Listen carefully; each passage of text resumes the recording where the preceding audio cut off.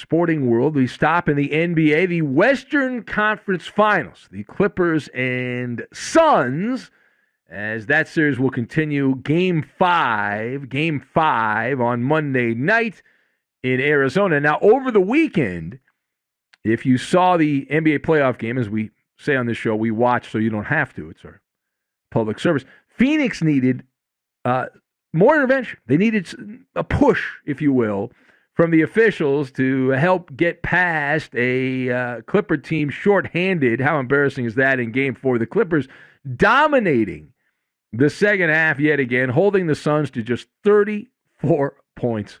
34 points without an all-defensive player, Kawhi Leonard, who's out and has missed the entire series. It was a heroic comeback that was derailed by some shaky, questionable officiating down the stretch. Where have we seen this before? Where have we seen this impact in this series? Oh, that's right. That would be Game 2, where the referees handed that game to the Suns when DeAndre Ayton illegally grabbed the jersey of the great Zubats. Remember that very well. So let us discuss. Now, the Suns have a 3-1 lead in the series, setting up an even more epic comeback by the Clippers, the People's team, in this series. So the question, true or false, the Suns are guaranteed of winning the Western Conference Finals up 3-1. That would be false. That would be absolutely false. You're right. That's false. My thoughts on this, you've got Montreal, Paper Bag, and Grasshopper. And we will tie all of these things together, and we'll see what we come up with. Now, listen, unfortunately for the trolls, you have failed at basic arithmetic in your gusto to crown the Suns, an inferior team like the Phoenix Suns, as the kings of the West. Spoiler alert, it's not a best-of-5 situation. If it was a best-of-5 situation, boy, the Suns would be in great shape. They would have already won. If that was the case, they would have already advanced. They've won 3 games, although really only earned one of those. Right? One of those. While the Suns, listen, they have a stronghold because of the refereeing in this series. They still have to win one more game. And it is far from a fait accompli that they will be able to do that. We all know the hardest game to win is the closeout game. And really all the pressure is on Phoenix here because that's where the nerves and the tension reside. This is a shorthanded Clipper team. They lose Game 5, the Suns. And then even more pressure gets added on. The series shifts back to L.A. The Clippers are loosey-goosey here. They've already been written off by the casual fan, the low-information fan, has already said they cannot win. But really the burden's on a couple of imposters like Devin Booker and DeAndre Ayton. Phoenix has had a 6th man, a 7th man, and an 8th man in this series. It has been 8-on-5. They've been on the power play late in these games. Anybody who's objective has seen this.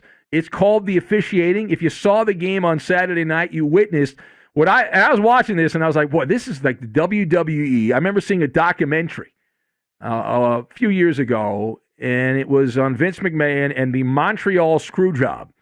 And I was like, whoa, this is like the Montreal Screwjob. This is like vintage NBA. It's like professional wrestling in the fourth quarter. Terrence Mann almost had to go to a hospital because his arm was ripped out of the socket of the shoulder. And did they call a foul on Mikal Bridges? No, it was not called. They did not call the clear violation. But wait, there's more. Then the most egregious of egregious, Cam Payne, in a sideline play, great defensive play by Nicholas Batum. Anybody that knows basketball knows that was a hell of a play. He knocks the ball off Cam Payne. Clearly Clippers ball, late stages, key moment of the game. The referee's so biased that they decided they could not be bothered to review the out of bounds. Now, there's 2 reasons for that, okay? 2 reasons. Number 1 is the fact that they were getting a lot of crapola from what happened in Game 2 when they took forever and they kept going instant replay and all that, so they were gun-shy on that. If you remember, a lot of the East Coast media were upset. Their panties were in a bunch because there were so many replays on. And they did end up helping out the Suns, giving them an extra time out there for Monty Williams to call up the perfect play at the end, and probably 7 or 8 different plays before they decided on what they wanted to do. but they could not be bothered, right? So you had the referees here with the fact that they didn't want to go to the replay, even though it was an obvious. If you'd gone to the replay, it would have been obvious Clippers ball in that situation. But the other thing is they wanted to help the Suns out. I'm convinced of it. I don't know why. I can't figure it out. It makes no sense to me. But the officiating has been so biased in favor of the Suns. They're getting LeBron-level calls, and it's very maddening. It's really my fault for following the NBA. I like to think these things occasionally are played straight up. But you can't look at this series and not think that the Clippers are the better team. The Suns have a 3-1 lead. The Clippers have been here, and without Kawhi Leonard matching the Suns. I mean, Phoenix has been generally unimpressive in the Western Finals. And both these things, listen, the Suns can have a 3-1 lead and have been unimpressive. Both these things can be simultaneously true when you throw the officiating into the equation. I keep waiting to see something change my mind on the Suns, that this is a juggernaut. This is a great... It hasn't happened. I have been less and less impressed with the Suns as the series has gone on. The Clippers have matched the Suns punch for punch, blow for blow. The referee comes in here and meddles and gives the edge to the Suns. It's hard to believe the Clippers can lose Kawhi Leonard, all-NBA player, to a knee injury and still be toe-to-toe, belly-to-belly, and shoulder-to-shoulder. How good is Phoenix? Not very. Right? I mean, and what's my evidence, by the way? After 4 games in the Western Conference Finals, the Clippers have outscored the Suns total in the 4 games. +3 in favor of the Clippers. They've only won one of those games because the officials have helped Phoenix out. Now, we mentioned that ridiculous lopsided, all the lopsided calls in Game 4, but also I want to go back again, circle back to Game 2, when DeAndre Ayton grabbed Zubac's jersey, which is simple assault, and pushed off on Zubac, pushed him into Devin Booker. That's the only way that play works. The only way that play works at the end of Game 4. Shouldn't have counted. Officials swallowed the whistle in that spot. Here they did it again in game 4. So Game 2, Game 4. What an embarrassment, right? What an embarrassment for the NBA. And I mean, you have replay at the end, and you end up helping out the Suns either because of the replay or not using the replay. And I got to tell you, if I was a Phoenix fan and I had integrity, I would wear a paper bag on my head. I would be embarrassed by what has gone on in the Western Conference Finals. It is pathetic. Your team's a joke, right? You need biased officiating to win 2 of these. It should be 3-1 Clippers. If it's even officiating, it's 3-1 Clippers. And that's without the claw, without the great Kawhi Leonard. Down for the count. He's not going to play in this series. Now, meanwhile, one thing I want to talk about here is our spot-on analysis of Chris Paul being washed up. Have you watched the last 2 games? I heard, well, Chris Paul played the Suns in the first 2 games. Oh, man, they were... Listen, Chris Paul has played the last couple of games. And P.U., what stinks? That would be CP3. He has been the Phantom of Phoenix. Chris Paul has taken 41 shots in the last 2 games and made 11. He's shooting less than 27%. Can you say done? Take the man out of the oven. My God, less than 27% from the floor for Chris Paul against that great lockdown Clipper defense. A worse version.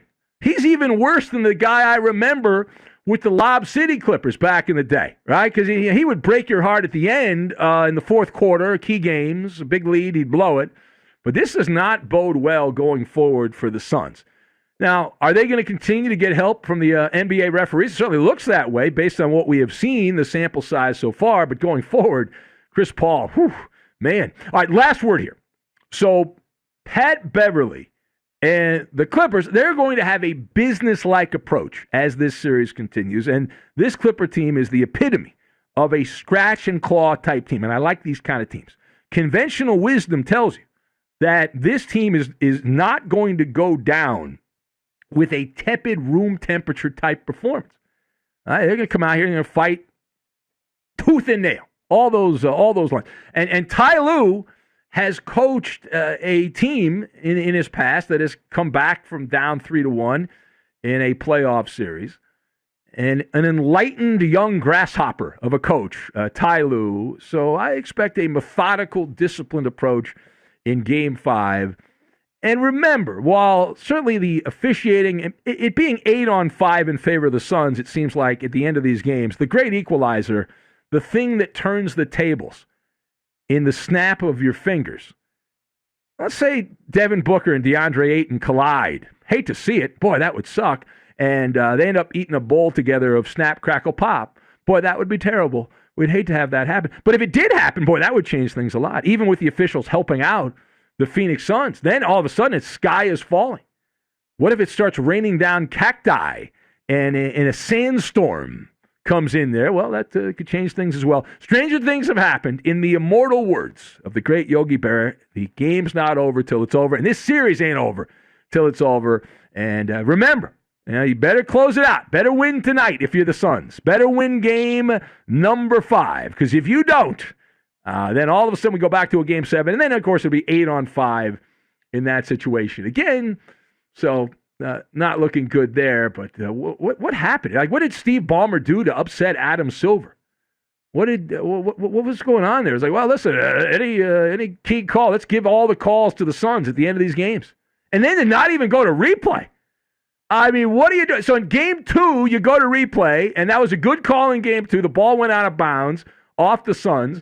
And here in Game 4, same situation. We're not going to go to replay because some sports columnist, some blogger online wrote a nasty story about us, so we can't do that. What a dope. What a bunch of dopes at the NBA. Embarrassing.